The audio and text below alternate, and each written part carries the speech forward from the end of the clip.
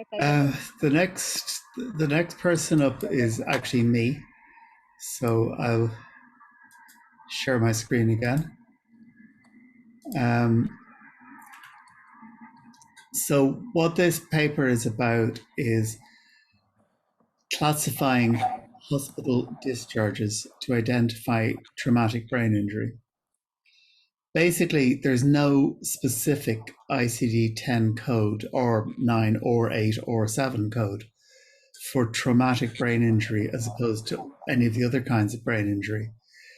So there is a long-standing problem in the literature, which is that every study that's been done on traumatic brain injury in routine data does it different, and they do their own thing, and they have their own approaches to coding the data.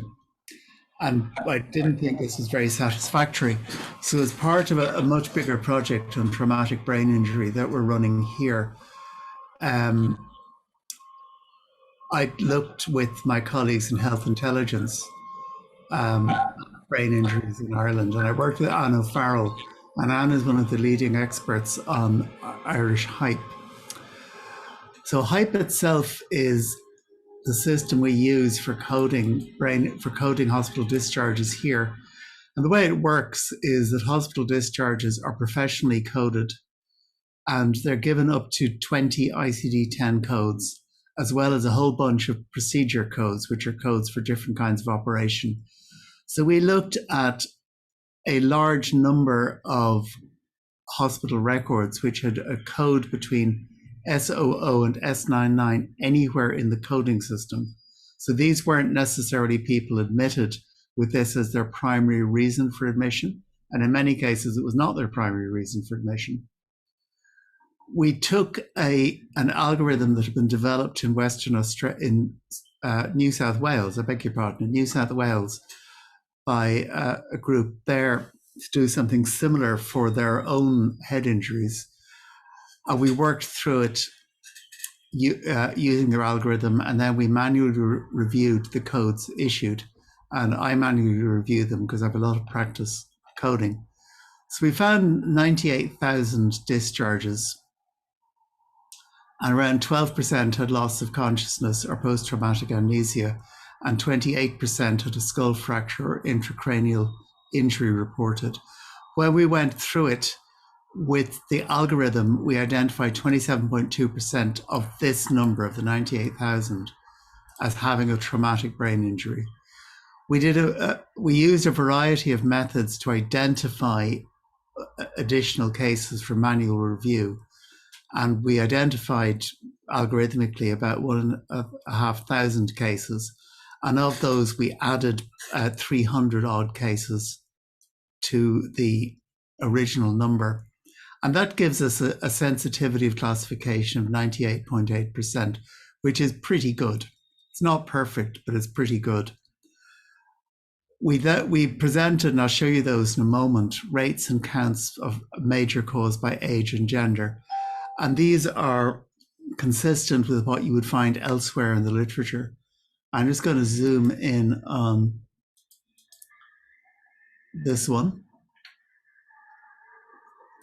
This is something people always get wrong about brain injury. The dominant cause of brain injury by a country mile is falls. And you'll notice that the pattern of causes changes. So falls are a common cause across all age groups, and the main cause across most age groups, except those between 15 and 34. Transport-related injuries, which are mostly motor vehicle accidents of some kind or bicycling accidents, are important. Assaults are significant, particularly in men and younger men, less so in younger women.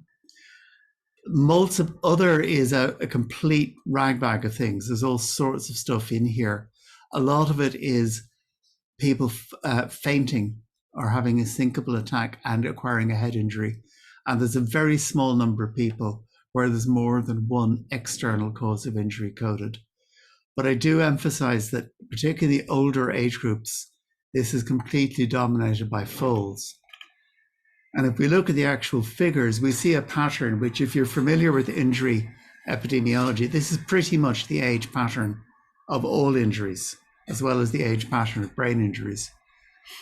So men have higher rates at every age than women. Rates increase fairly steadily with age, but in young men, there is a bump here, which corresponds pretty exactly to this bump in assaults and transport accidents. So that says to us that the coding system we used produces results that are credible, produces results that make sense.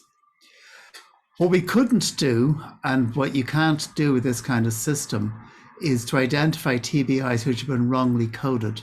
The only way to do that is to manually review records. And manually reviewing records is an extraordinary task. I've manually reviewed a couple of hundred records on a number of occasions.